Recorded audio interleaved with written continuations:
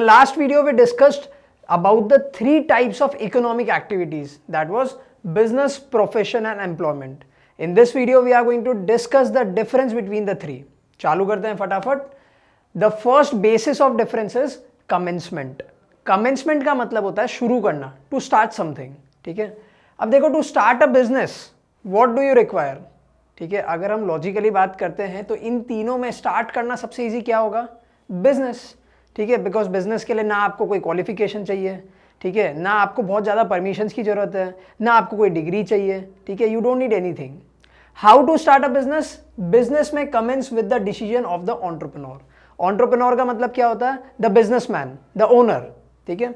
How to start a profession? Profession में commences on completion of a degree course and by getting a certificate of practice. मैंने आपको बताया था last video में कि जब भी प्रोफेशन के बारे में आप बात करोगे तो प्रोफेशनल बॉडीज होती है जो आपको कोई पर्टिकुलर डिग्री देती है. ठीक है, जैसे डॉक्टर बनने के लिए कौन सी डिग्री चाहिए? BCom. Of course not, you need an MBBS. ठीक है, तो आप कोई भी चीज में प्रोफेशनल कब बन सकते हो? जब आपके पास में वो पर्टिकुलर डिग्री हो. ठीक है. How to start an employment? Employment commences on joining duty by entering into a service agreement. Service agreement का मतलब क्या होता है कि आपने ऐसा कोई एम्प्लॉयमेंट कॉन्ट्रैक्ट किया है जिसमें आप अपनी सर्विसेज वो पर्टिकुलर कंपनी या फिर फर्म को देने वाले हो. ठीक है, तो आप किसी भी ऑर्गेनाइजेशन के एम्प्लॉय कब बनते हो? After signing that service agreement. ठीक है. Second point of difference is qualification. सबसे ज्यादा क्वालिफिकेशन किस में चाहिए? बिजनेस में चाहिए, प्रोफेशन में चाहिए या एम्प्लॉयमेंट में चाहिए? अगर हम जनरली बात करते हैं तो प्रोफेशन में सबसे ज्यादा आपको चाहिए क्वालिफिकेशन. सबसे कम किस में चाहिए? बिजनेस. हमने बहुत सारे बिजनेसमैन ऐसे देखे हैं जो बिल्कुल भी क्वालिफाइड या फिर बिल्कुल भी एजुकेटेड नहीं है. ठीक है, तो what is the qualification requirement? No minimum qualification required before starting a business. ठीक है, बिजनेस शुरू करने से पहले आपको कोई भी पढ़ाई या फिर क्वालिफिकेशन की जरूरत नहीं है. टैलेंट या फिर स्किल चाहिए. ठीक है, वो तो इनबिल्ट होता है. Second is profession. Prescribed professional qualification and training required. ठीक है, प्रिस्क्राइब प्रोफेशनल क्वालिफिकेशन चाहिए आपको. अब जैसे डॉक्टर बनना है तो एमबीबीएस चाहिए, लॉयर बनना है तो एलएलबी चाहिए, सीए बनना है तो सीए करना पड़ेगा आपको. ठीक है. What is the qualification requirement for an employment? Qualification depends on the nature of job. अब लेट्स से कि आपको माइन का वर्कर बनना है, कोई कोल माइन है उसका वर्कर बनना है, तो अगेन आपको कोई क्वालिफिकेशन नहीं चाहिए. बट अगर आपको कोई कंपनी का फाइनेंशियल ऑफिसर या फिर फाइनेंशियल एग्जीक्यूटिव बनना है तो शायद आपको बहुत हाई लेवल की क्वालिफिकेशन चाहिए. तो एम्प्लॉयमेंट में कोई भी फिक्स्ड क्वालिफिकेशन नहीं होती है. It will always depend on the type of your job. ठीक है. नेक्स्ट देखते हैं, the third basis of difference is investment. सबसे ज्यादा इन्वेस्टमेंट आपको चाहिए बिजनेस में, सबसे कम इन्वेस्टमेंट आपको चाहिए एम्प्लॉयमेंट में. Very obvious. ठीक है.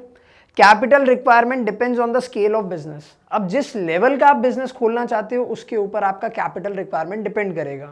If you want to open a very small grocery store near your house तो उसमें आपको कैपिटल रिक्वायरमेंट काफ़ी कम चाहिए.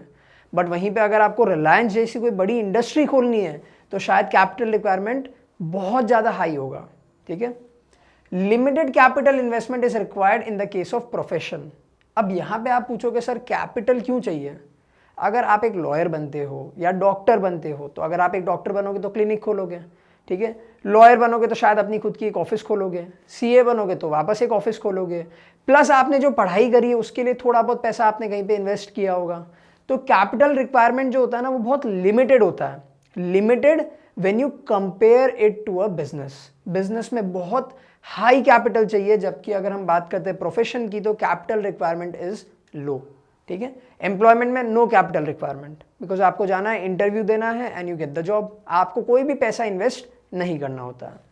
The fourth point of difference is risk. अब यहां पे भी अगर आप ध्यान से समझोगे तो रिस्क सबसे ज्यादा होता है बिजनेस में और सबसे कम होता है एम्प्लॉयमेंट में. ठीक है. In business there is always risk and uncertainty. हमेशा होता है. ठीक है. लेट्स से कि आपने एक बहुत अच्छा रेस्टोरेंट खोला था. ठीक है, जिसमें कंसेप्ट बहुत अलग था जो आज तक कोई भी रेस्टोरेंट में नहीं है. बट उस टाइम पे कोविड आ गया तो क्या करोगे? बिजनेस तो फ्लॉप हो गया. भले ही आइडिया कितना भी अच्छा था बट बिजनेस तो हो गया फ्लॉप.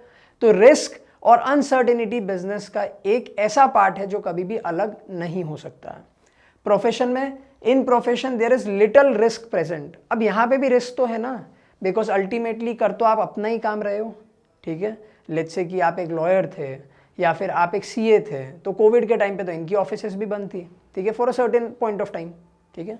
डॉक्टर्स की नहीं थी, तो यहाँ पे रिस्क थोड़ा सा कम हो जाता है, ठीक है, as if you compare it to a business. Employment में, in employment there is no risk involve.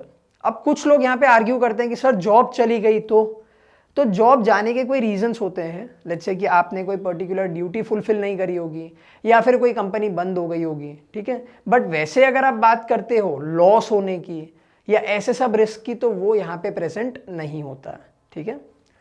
Now let's talk about the fifth basis of difference, that is transfer of interest. अब ये जो वर्ड है transfer of interest, ये बहुत important है समझना। What do you mean by transfer of interest? यानी आप अपना काम किसी और को ट्रांसफर कर रहे हो, ठीक है। लेट्स से कि मेरी एज हो गई है and now I want to retire, तो क्या मैं अपना बिजनेस अपने बेटे को ट्रांसफर कर सकता हूं?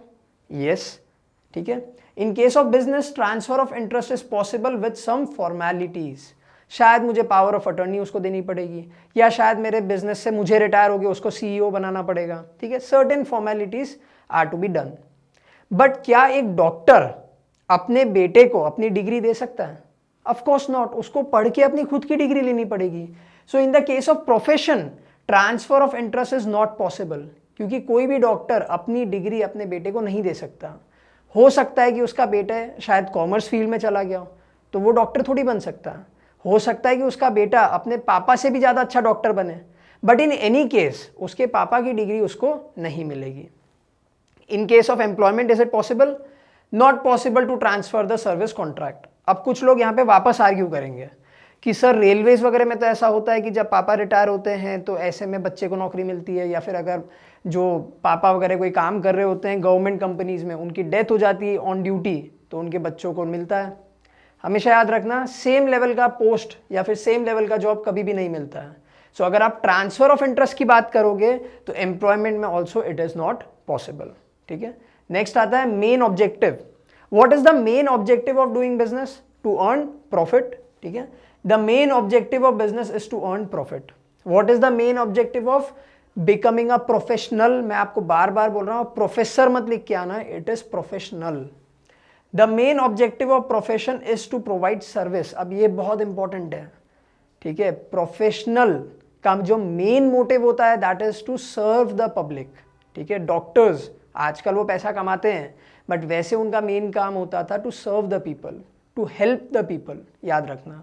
एम्प्लॉयमेंट में the main objective of employment is to earn income in the form of salary by satisfying the employer. आप किसी और के लिए काम कर रहे हो तो आपका ऑब्जेक्टिव क्या है? सैलरी लेके जाना, बीवी को गोल्ड दिलाना है, बच्चों को कपड़े दिलाने हैं, स्कूल की फीस भरनी है, तो आपका मेन ऑब्जेक्टिव क्या होगा? अपने एम्प्लॉयर को सैटिस्फाई करके सैलरी घर पे लेके जाना। Very simple. अब आते हैं नेक्स्ट पॉइंट पे, that is code of conduct. मैंने बताया था कोड ऑफ कंडक्ट का मतलब क्या होता है? Rules and regulation. याद रखना, कोड ऑफ कंडक्ट का मीनिंग होता है रूल्स एंड रेगुलेशन। बिजनेस में कोई रूल्स एंड रेगुलेशन होते हैं? नहीं होते हैं। There is no prescribed code of conduct for business. Profession में होते हैं? बिल्कुल होते हैं। सबसे ज्यादा कोड ऑफ कंडक्ट हमारे प्रोफेशन में ही होते हैं, ठीक है।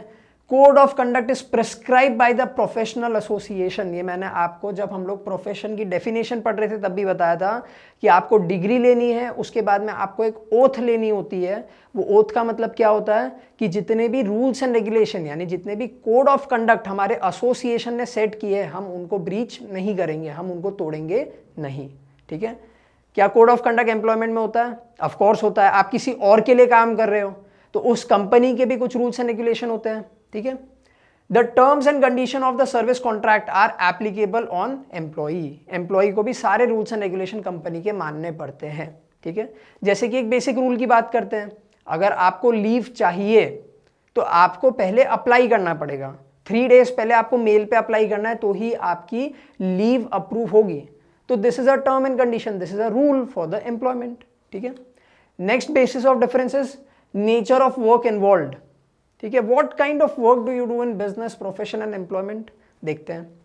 It involves production, purchase and sale of exchange of goods and services. मैंने बताया था बिजनेस की डेफिनेशन में, it is an economic activity which involves what does it involve? Production, exchange, purchase और sale of goods and services. यानी यहाँ पे हम क्या करते हैं, या तो गुड्स को प्रोड्यूस करते हैं, अगर हम प्रोड्यूस नहीं कर रहे हैं तो हम किसी और से परचेज करके किसी और को सेल कर देते हैं, we become a middle man. ठीक है। प्रोफेशन का नेचर ऑफ वर्क क्या होता है, it involves rendering of personalise service of personalise nature, यानी यहाँ पे हम पर्सनलाइज सर्विस देते हैं और पर्सनलाइज नेचर की सर्विस देते हैं। मतलब एक डॉक्टर है, वो ऐसे जनरली सबका इलाज तो नहीं कर देगा ना कि आज सब पैरासीटामोल ले लो, नहीं, ऑफ कोर्स नॉट।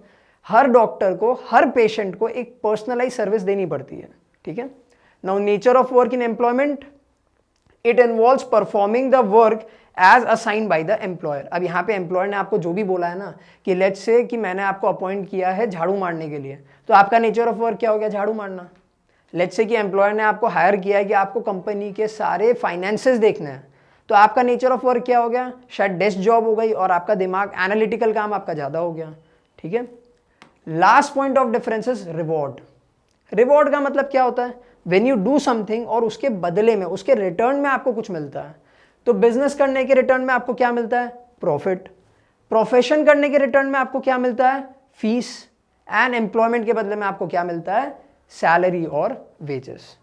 समझ में आया। अभी तक हम लोग ने क्या क्या देखा, हमने देखा ह्यूमन एक्टिविटीज होती है, there are two kinds of human activities, economic and non economic. फिर हमने पढ़ा था कि what is an economic activity. फिर हमने पढ़ा था the 3 types of economic activities, that is business, profession and employment. और इस वीडियो में हमने इन तीनों टाइप के बारे में या फिर इन तीनों के बीच में डिफरेंस देखा। Now let's move on to the next video.